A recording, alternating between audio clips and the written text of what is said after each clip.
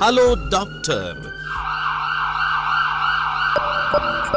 दौड़ती भागती जिंदगी में रखिए अपनी सेहत का ख्याल। बीमारियों की असल जड़ से उनके उपचार तक जानिए विशेषज्ञों की राय के साथ अपनी बीमारियों का सही उपचार।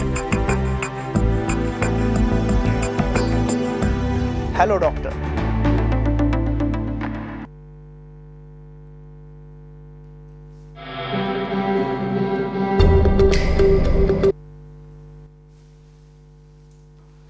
दर्शकों नमस्कार।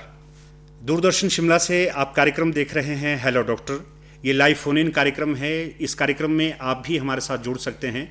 सबसे पहले आप हमारे दूरभाष नंबर अपने पास लिख लें ताकि कार्यक्रम में आप लोग भी चर्चा का हिस्सा बन सके। 28000177 और 28000178 हमारे दूरभाष नंबर हैं। इनके ऊपर आप कार्यक्रम में बातचीत कर सकते हैं, चर्चा कर सकते हैं। आज का हमारा जो चर्चा का विषय है वो है कोरोना काल में बचाव व सावधानियां। आप जानते हैं आजकल संपूर्ण विश्व पैंडेमिक से गुजर रहा है, महामारी के दौर से गुजर रहा है और ऐसे में बहुत महत्वपूर्ण बन जाता है कि हम समझने का प्रयास करें कि आखिर कोरोना है क्या, कैसे हम अपने को और अपनों को इससे सुरक्षित रख सकते हैं। इस कार्यक्रम में आज हिस्सा बनने के लिए और हम लोगों का परामर्श करने के लिए पहुंचे हैं doctor Deepak Sharma, assistant professor राजकीय दंत महाविद्यालय शिमला से। डॉक्टर दीपक, कार्यक्रम में आपका अभिनंदन। हमारे दर्शक जो हमसे जुड़े हैं, सबसे पहले आपसे यही जानना चाहते हैं कोरोना के लक्षण क्या है, क्योंकि यदि हमारे दर्शकों को लक्षण का आभास होगा तो वो समय रहते बचाव भी कर सकते हैं। लक्षण मुख्य रूप से क्या है?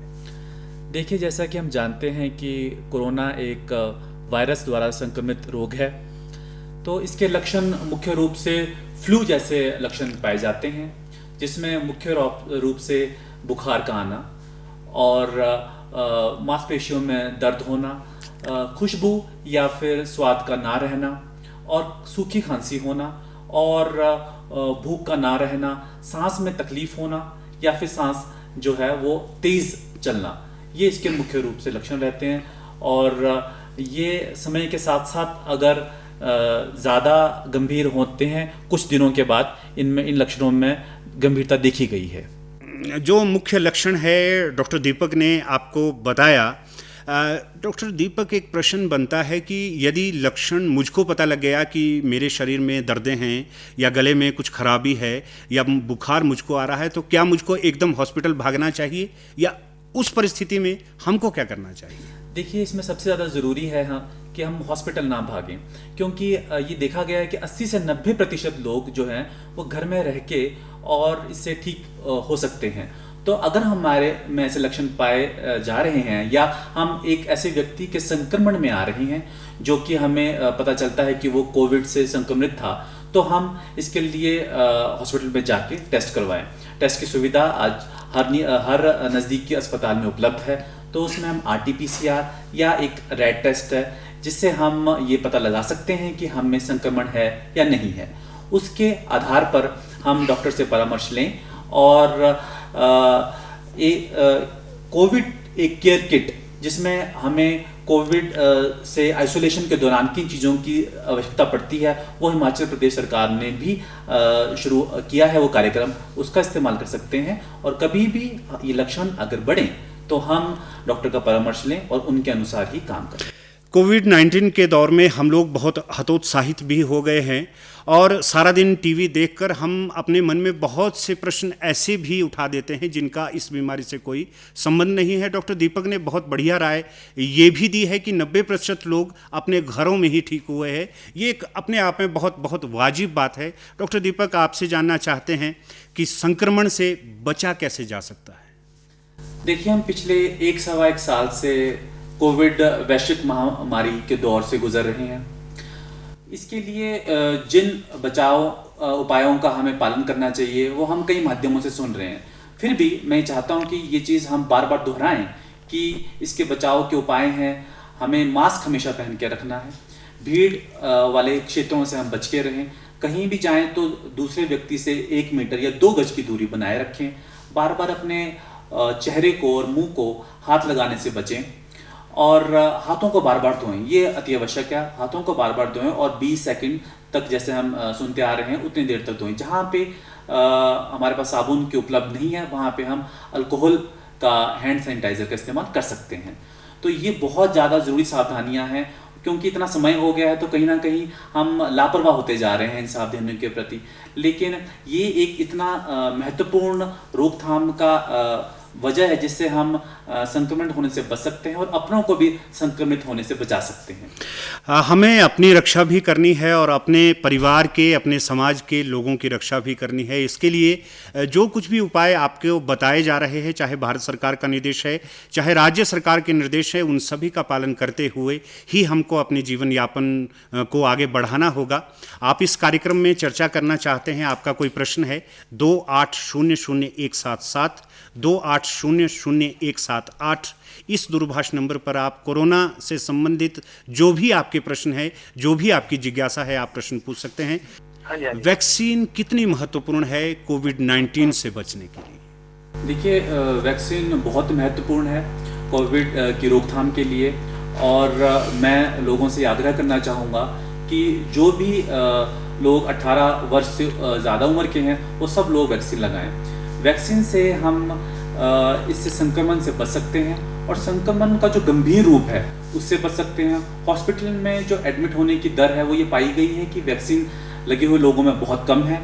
गंभीर बीमारी कोविड के जो लक्षण है वो वैक्सीन लगे हुए लोगों में बहुत कम होते हैं। ऑक्सीजन का जो ज़रूरत है वो उन लोगों में बहुत कम पाई गई है जिनमें वैक्सीन लगी होती है। डॉक्टर दीपक, एक दर्शक हमसे जुड़ चुके हैं। जी, अपना नाम बताएं। जी, बताएं अपना परिचय। रणबीर ठाकुर, धोट पंचायत, सोलन से जी। सोलन से कौन बोल रहे हैं? रणबीर ठाकुर जी। रणबीर जी, कार्यक्रम में अभिनंदन, पूछिए प्रश्न। सर, मेरा प्रश्न ये है कि जो गवर्नमेंट इस कोरोना के ऊपर जो डॉक्टर साहब जानकारी दे रहे हैं, मैं सबसे पहले इसका स्वागत करता हूं जी, और जो गवर्नमेंट के प्रोग्राम इसका मैं समर्थन करता हूं जी।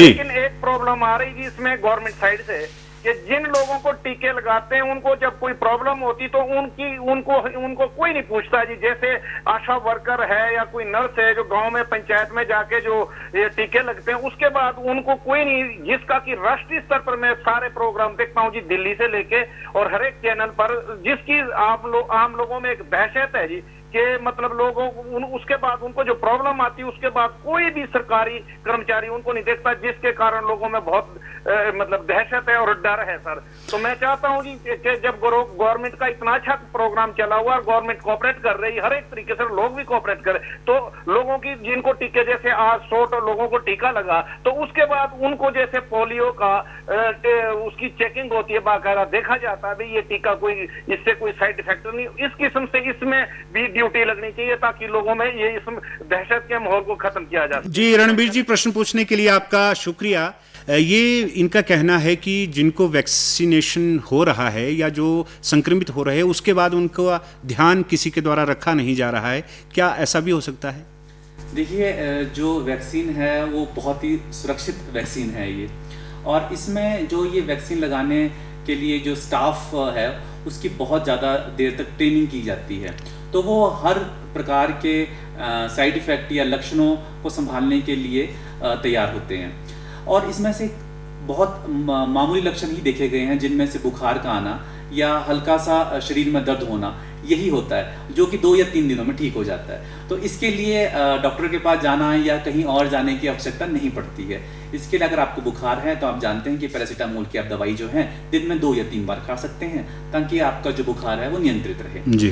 तो डॉक्टर के पास जाने की ज़रूरत बहुत कम पड़ती है, परंतु अगर आपको लगे कि समस्या ज़्यादा है और वैक्सीन लगाने के बाद आपकी तबीयत में कुछ बिगड़ रही है तो आप अपने नज़दीकी हॉस्पिटल में जाकर चिकित्सक से दिखा सकते हैं। विशेष परिस्थिति में ही दर्शकों हमको चिकित्सक से परामर्श लेना चाहिए।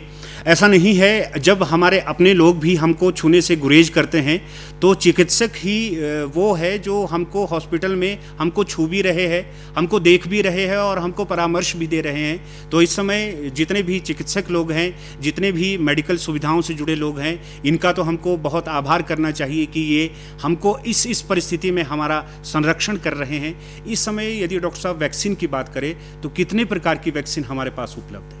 देखिए, मुख्य रूप से भारत में 2 प्रकार की वैक्सीन उपलब्ध हैं, एक कोविशील्ड और एक है कोवैक्सीन। ये 2 वैक्सीन हैं जो कि अलग अलग प्लेटफॉर्म्स से बनी हैं और ये दोनों ही बहुत ही प्रभावी हैं संक्रमण को रोकने के लिए। तो जहाँ पर भी ये वैक्सीन उपलब्ध हैं, मैं फिर से अनुरोध करूँगा कि जो हमारे प्रदेशवासी हैं वो वैक्सीन लगवाएं, जो कोविन ऐप के माध्यम से अपने आप को रजिस्टर करें और वो अपनी वैक्सीन लगा सकते हैं। इसका जो हम वैक्सीन का अगर हम देखें कि किस तरह से ये जनता में लगाई गई, तो ये बहुत ही चरणबद्ध तरीके से कार्यक्रम किया गया है। इसमें शुरुआती चरण में हमने देखा कि जो हेल्थ वर्कर्स हैं जो कि लोगों का इलाज कर रहे हैं, उनको इस वैक्सीन लगाई गई।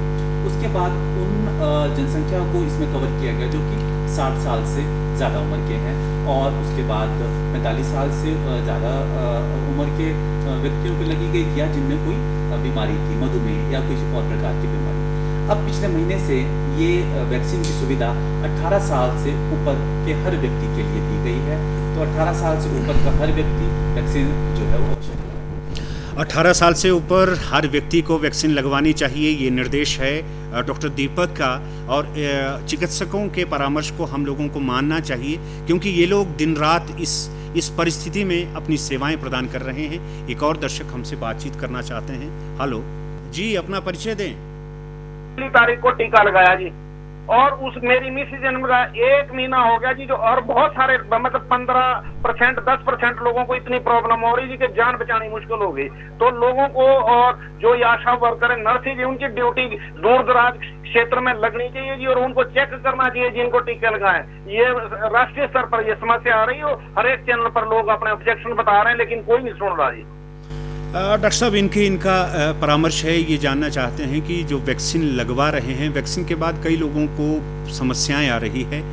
ऐसी परिस्थिति में भी स्वास्थ्य विभाग को देखना चाहिए कि किसको क्या समस्या आ रही है, किस तरह की समस्याएं हो सकती है वैक्सीन लेने के बाद। देखिए, जैसे मैंने पहले भी बताया है कि वैक्सीन लगाने के बाद ही बहुत ही मामूली और साधारण सी समस्याएं देखी गई हैं। और देखिए, जब भी कभी वैक्सीन बनती है तो वो बहुत सारे क्लिनिकल ट्रायल्स होकर गुजरती है, जिनमें मापदंड जो हैं बहुत ऊंचे रखे जाते हैं। तो ये बहुत ही सुरक्षित वैक्सीन है, और चाहे हम कोविशील्ड की बात करें या कोवैक्सीन की बात करें, ये बहुत ही सुरक्षित वैक्सीन है। और इसके लगाने के बाद अगर साइड इफेक्ट जो हम जैसे जानते हैं, तो उसमें बुखार का आना और शरीर में दर्द होना, जो ये 2 या 3 दिन में अपने आप ठीक हो जाता है। लेकिन ये सारी मामूली बातें हैं, और इनको हमारे जो दर्शक लोग हैं उनको इतना दिल से लगाना नहीं चाहिए। ये एक साधारण प्रक्रिया है जो होने वाली है। एक और दर्शक से बातचीत करते हैं। हेलो हेलो हेलो, नमस्कार सर। नमस्कार, अपना परिचय दें। सर, मैं बेरीराम बोल रहा हूँ टूटू से। जी, पूछिए प्रश्न। सर, वैक्सीन के बारे में पूछना, जैसे पहली वैक्सीन हमने लगा चुकी है जी, तो सेकंड वैक्सीन के लिए कितना टाइम बाद लगाता है? अभी कभी बोलते हैं 42 दिन के बाद, कभी बोलते हैं 84 डेज के बाद। तो कैसे, क्या इसका कंफर्म क्या है? बहुत अच्छा आपका जो प्रश्न है वो बिल्कुल इस समय मैं भी वही प्रश्न पूछना चाहता था। पहले डॉक्टर साहब वैक्सीन, दूसरी वैक्सीन लगाने के लिए कहा गया कि 32 दिनों के बाद या 44 दिनों के बाद लगवाएं, लेकिन अब सुनने में आ रहा है कि 84 दिन का पीरियड हो गया है। दूसरा जो डोज लेना है वो कितने दिनों के, कितने अंतराल के बाद लेना है? देखिए, जैसे कि मैंने बताया कि 2 वैक्सीन है हमारे पास, एक है कोविशील्ड और एक है कोवैक्सीन। तो कोवैक्सीन का जो अंतराल है वो अब हमने बढ़ाकर 80 से 90 दिन के बीच में करने की सलाह दी जाती है। देखिए, उसके पीछे कारण ये रहता है क्योंकि कोविड महामारी जो है पिछले 1 साल से जो है विश्व में फैली हुई है, तो इसके लिए निरंतर शोध हो रहे हैं। और इन शोधों में ये पाया जा रहा है कि अगर पहली डोज और दूसरी डोज के बीच में जो अंतराल है उसको अगर हम बढ़ाएं तो उससे ये और प्रभावी बन सकती है। तो इन्हीं शोधों को हम मद्देनजर रखते हुए जो अंतराल है ये बढ़ा दिया गया है। जहाँ पर जो कोवैक्सीन है उसका अंतराल आज भी हमने 1 महीना 4 से 6 हफ्ते रखा गया है। कोविशील्ड के लिए ये अच्छा है कि हम उस वैक्सीन को उस अंतराल में लें जब वो सबसे ज़्यादा असरदार है। और वैसे भी डॉक्टर साहब, जब हम डोज लेने जा रहे हैं, वैक्सीन करवा रहे हैं, वहाँ भी सब कुछ बताया जाता है और बाकायदा वहाँ पर कागज़ दिया जाता है, उसमें सुनिश्चित किया जाता है कि आपको जो अगली डोज है वो कब लेनी है और कब आपको लेनी चाहिए। ये सारे परामर्श आपको आपके चिकित्सकों के द्वारा दिए जाते हैं। और आज कार्यक्रम में हमारे साथ बातचीत कर रहे हैं doctor Deepak Sharma, assistant professor राजकीय दंत महाविद्यालय शिमला से हमारे बीच पधारे हैं। आप भी कोरोना के संबंध में कुछ जानकारी लेना चाहते हैं 28000177 और 28000178 पर संपर्क कर सकते हैं। अभी हम बातचीत कर रहे थे, चर्चा कर रहे थे कि हमारे पास कितने तरह की वैक्सीन उपलब्ध है। लेकिन डॉक्टर दीपक, गांव में जो लोग हैं, बहुत से लोगों की को एक समस्या आ रही है, जो रजिस्ट्रेशन की जो प्रक्रिया है उसमें जो अशिक्षित लोग हैं उनको समस्या आ रही है। रजिस्टर्ड करवाने की प्रक्रिया क्या है, कैसे अपने को वैक्सीन लगवा सकता है व्यक्ति? जी, जैसा कि हम जानते हैं कि जो 45 वर्ष से ज़्यादा उम्र के व्यक्ति हैं उनके लिए रजिस्ट्रेशन की आवश्यकता नहीं है। वो सीधा कोविड वैक्सीनेशन सेंटर में जाएं और वैक्सीनेशन लगवा सकते हैं। जो 18 से 44 वर्ष के लोग लगवाना चाहते हैं वैक्सीन, उनको कोविन ऐप पे अपने आप को रजिस्टर करना पड़ता है। तो उसके लिए आप गांव के जो आशा वर्कर्स हैं या जो प्रधान हैं उनकी आप मदद ले सकते हैं और अपने आप को रजिस्टर करवा सकते हैं। डॉक्टर दीपक, ये आपने बहुत बढ़िया कहा। यदि आप खुद असमर्थ है तो आप किसी और का सहारा भी ले सकते हैं। एक और दर्शक हमसे जुड़े हैं। Hello hello. नमस्कार जी। नमस्कार, अपना परिचय दें। मैं संजीत बोल रहा हूँ संजौली से। जी, कार्यक्रम में अभिनंदन। पूछिए प्रश्न। मैं ये पूछना चाहता हूँ कि कोविड वैक्सीनेशन के बाद जी जो पॉजिटिव हो जाते हैं उनको एक बार पॉजिटिव होने के बाद 16-17 दिन के बाद फिर से टेस्ट करने के बाद फिर से पॉजिटिव आ रहे हैं, तो उसका क्या है, बार बार पॉजिटिव क्यों आते हैं? ऐसा हो सकता है डॉक्टर साहब? जी देखिए, जैसे कि ये जो वैक्सीन है इनमें 2 डोज का इनका पूरा एक शेड्यूल होता है। तो जब हमारी शरीर की जो इम्यूनिटी है, जो हमारी रोग प्रतिरोधक क्षमता है, उसको बनने के लिए दोनों डोज के बाद भी 2 या 3 हफ्तों में पूर्ण रूप से इम्यूनिटी आती है। तो होता क्या है कि जब हम पहली डोज लगाते हैं उसके बाद इम्यूनिटी का जो स्तर है वो उतना नहीं बना होता। उस दौरान अगर व्यक्ति किसी संक्रमित व्यक्ति के उसमें आए तो उसको इन्फेक्शन हो सकता है। तो पूर्ण रूप से इम्यूनिटी आती है जब हम 2 डोज लगाते हैं उसके 2 या 3 हफ्तों में। तो ऐसा हो सकता है कि जो है बीच में इन्फेक्ट हो जाए। लेकिन मैं आपको बता दूं कि जो वैक्सीन लगे हुए जो व्यक्ति होते हैं उनको इन्फेक्शन या संक्रमण के जो प्रतिशत है वो 0.05 से भी कम है। लेकिन उसके बावजूद भी आप लोग इतना परामर्श दे रहे हैं, लेकिन फिर भी लोगों के मन में बहुत शंका है वैक्सीन को लेकर। ये क्यों है? अभी कार्यक्रम में भी 3-4 लोगों का यही प्रश्न है। ये शंका क्यों है और इस शंका का समाधान कैसे होगा? देखिए, लोगों के दिमाग में जो शंकाएं हैं उनके लिए वो जो हमारे राष्ट्रीय हेल्पलाइंस हैं या राष्ट्रीय जो इंस्टीट्यूशंस हैं, एम्स दिल्ली या हिमाचल प्रदेश सरकार की जो वेबसाइट्स हैं, उनमें वो सही सूचना लें। क्योंकि आजकल जो ये सोशल मीडिया है इसके द्वारा कई बार गलत जो सूचनाएं हैं उनसे पे लोग विश्वास कर लेते हैं। मैं एक के लिए बहुत ही पूर्ण रूप से सुनिश्चित कर दूं कि ये जो वैक्सीन है ये बहुत ही ज़्यादा सुरक्षित है और बहुत ही प्रभावी है, और इसके आप किसी भी तरह की आशंकाओं में ना पड़ें। कोई भी इस तरह पे विश्वास ना करें जिनका कोई वैज्ञानिक प्रमाण नहीं है। वैक्सीन को लेकर हमारे दर्शकों को किसी भी प्रकार की शंका अपने मन में नहीं रखनी चाहिए। वैक्सीन को लेना बहुत आवश्यक है, बहुत ज़रूरी है, और ये बाकायदा आपको आपके चिकित्सकों के द्वारा परामर्श दिया जा रहा है जिसका हम सबको पालन करना चाहिए। धूम्रपान और तंबाकू का सेवन यदि कोई व्यक्ति करता है तो क्या कोरोना काल में वो समस्या में और भी जा सकता है? जी, ये बहुत महत्वपूर्ण प्रश्न है। जो लोग धूम्रपान करते हैं उनमें ये देखा गया है कि कोविड के संक्रमण का दर जो है वो 2 गुना तक बढ़ जाती है। उनका हॉस्पिटल में एडमिट होने की दर या कोविड से मृत्यु की दर भी ज़्यादा देखी गई है। तो मैं तो ये परामर्श दूंगा, ये सलाह दूंगा कि आप जो है तंबाकू का सेवन या धूम्रपान का सेवन बिल्कुल ना करें और कोविड काल में तो इससे बिल्कुल बचें। जी, बीच बीच में ऐसा भी सुनने को मिला कि हिमाचल प्रदेश में ऑक्सीजन की कमी है, हॉस्पिटल में लोग परेशान हो रहे हैं। आज के समय में क्या व्यवस्था है? क्या आज ऑक्सीजन की कोई कमी रहती है? जी बिल्कुल, कोई हमारे पास ऑक्सीजन की कमी नहीं है। जो भी मेडिकल सुविधाएं हैं वो पर्याप्त मात्रा में हैं। पिछले कुछ दिन पहले हमारे माननीय मुख्यमंत्री जी ने लिक्विड ऑक्सीजन की जो व्यवस्था है वो आईजीएमसी में कर दी है। हमारा जो कोटा सेंटर से स्टेट के लिए अनुमोदित था वो भी अब जो है कई गुना बढ़ा दिया गया है। तो आप निश्चिंत रूप से देखें कि हमारे पास किसी भी प्रकार की मेडिकल फैसिलिटी, मेडिकल इलाज में कोई कमी नहीं है। डॉक्टर साहब, सोशल मीडिया पर बार बार ये बताया जा रहा है, प्रिंट मीडिया भी कह रहा है कि ब्लैक फंगस के मामले बढ़ते जा रहे हैं। अब एक चिंता से हम लोग मुक्त हुए थे, हमने सोचा था कि मास्क उतारेंगे, लोगों से मिलेंगे जुलेंगे, लेकिन ब्लैक फंगस बीच में आ गया। ये ब्लैक फंगस क्या है? देखिए, एक तो मैं यहाँ बता दूं कि हमें लापरवाही किसी भी तरह की नहीं करनी है। सावधानियाँ जितने हम पिछले साल बरतते आ रहे थे उसी रूप में, उससे ज़्यादा हमें सावधानियाँ बरतती रहनी चाहिए। और जहाँ तक ये ब्लैक फंगस का सवाल है, देखिए इससे घबराएं ना।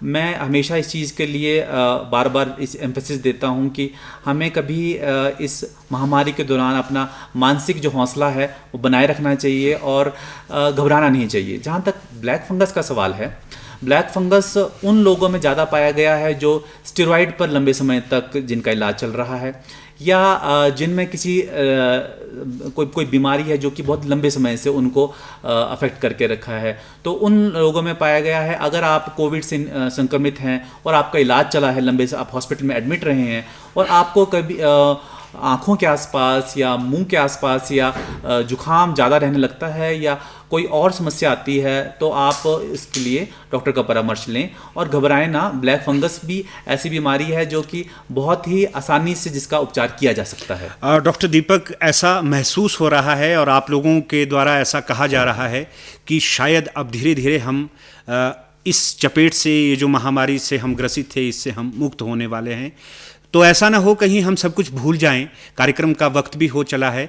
संक्षेप में आप बताएं कि लॉकडाउन जब खुलेगा तो हमको कैसे तैयारी करनी है, मास्क की कितनी उपयोगिता रहेगी, 2 गज दूरी का कितना महत्व रहेगा, संक्षेप में समझाएं। देखिए, मैं ये फिर से बताना चाहूँगा कि लॉकडाउन खुलने के बाद भी हमें जो कोविड अनुरूप व्यवहार है वो बनाए रखना है। हमें मास्क जो है पहन के रखना है। मास्क को अच्छी तरीके से अपने मुंह और नाक को ढक के रखें। उसको बार बार हाथ लगाने से बचें। मास्क को हाथ लगाने के बाद हाथों को अच्छी तरह धोएं। लोगों से कम 2 गज की दूरी, 1 मीटर की दूरी बनाए रखें और हाथों को धोना अति आवश्यक है। जहाँ पे आप हाथ धोने की सुविधा ना हो वहाँ पे आप हैंड सैनिटाइजर का इस्तेमाल करें और भीड़ वाले इलाके से, ऐसे क्षेत्रों से बचें और कोशिश करें कि ऐसे खुली वातावरण में ही बैठें और वहीं पे ही लोगों से बात करें, या परिवार में भी खुले वातावरण में, खुले कमरों में ही बैठें। डॉक्टर दीपक, आज आपने बहुत महत्वपूर्ण जानकारी इस कोरोना काल में कैसे बचना चाहिए, कैसे सावधानियां हम लोगों को रखनी चाहिए, बहुत बढ़िया जानकारी आपने दी। कार्यक्रम के माध्यम से मैं हिमाचल प्रदेश ही नहीं अपितु संपूर्ण भारतवर्ष, विश्व में जो भी चिकित्सक सेवाएं दे रहे हैं उनका आभार व्यक्त करता हूं। और जितने भी लोग मानवता की रक्षा के लिए, मनुष्य की रक्षा के लिए लगे हैं, उन सभी का बार बार आभार हम लोगों को करना चाहिए। और ये भी हम लोगों को समझना चाहिए, जानना चाहिए कि हम अपनी भूमिका इस परिप्रेक्ष्य में कैसे दे सकते हैं। आज आप कार्यक्रम में आए, महत्वपूर्ण चर्चा आपने की, आपका बेहद शुक्रिया। दर्शकों, कार्यक्रम का वक्त हो चला है। आज हम चर्चा कर रहे थे कोरोना काल में कैसे हमने अपने आप को बचाना है, अपने परिवार को बचाना है, अपने समाज को बचाना है।